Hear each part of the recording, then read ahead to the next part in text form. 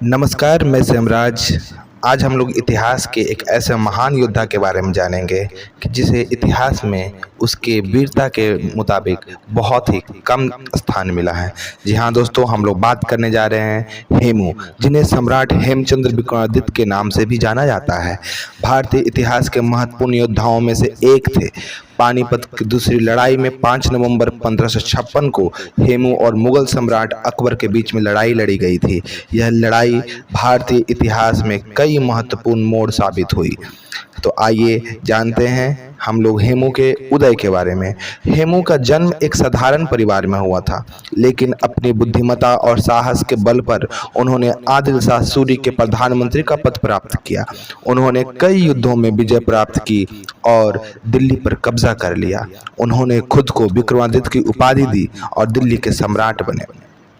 जब अकबर के संरक्षक बैरम खां को हेमू की बढ़ती शक्ति का पता चला, तो उन्होंने अकबर के नेतृत्व में एक बड़ी सेना तैयार की और तुरंत उन सेनाओं को पानीपत की ओर रवाना किया, जहां पर उनका मुकाबला हेमू की शक्तिशाली सेना के साथ में होता है।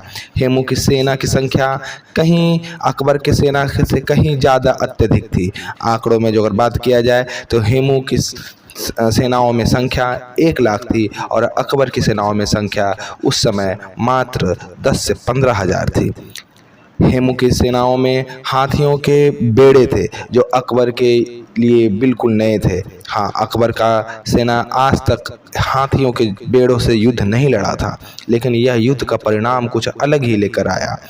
युद्ध के दौरान हेमू हाथी पर से युद्ध लड़ रहे थे, बिना किसी कवच के, और ये ऐतिहासिक वीरता तो था ही, लेकिन ये ऐतिहासिक भूल भी थी। युद्ध के दौरान हेमू के आंख में एक तीर लग गया और वह वहीं पर बेहोश हो गए। कुछ समय तक कई तीर लगने के बाद भी वह लड़ाई जारी रखे, लेकिन जब उनके आंखों में तीर आके लगा तो वो वहीं पर बेहोश हो गए। उनकी सेना को लगा कि हेमू की मृत्यु हो गई है और वे अपने राजा के बिना युद्ध का मैदान छोड़कर भागने लगे। इस स्थिति का फायदा उठाते हुए मुगलों ने हेमू को सेना को पराजित कर दिया और हेमू को बंदी बना लिया गया। हेमू को बंदी बनाने के बाद उसे अकबर के सामने पेश किया गया। अकबर, कई इतिहासकारों का मानना है कि अकबर उसे छोड़ देने के लिए राजी था, उसे जाने देने के लिए राजी था, लेकिन क्योंकि अकबर कह रहा था क्योंकि वह अधमरा इंसान है इसलिए उसे छोड़ दिया जाए। लेकिन बैरम खान ने अकबर की बात को ना मानते हुए, क्योंकि अकबर उस समय मात्र 14 साल का था, बैरम खान ने उसके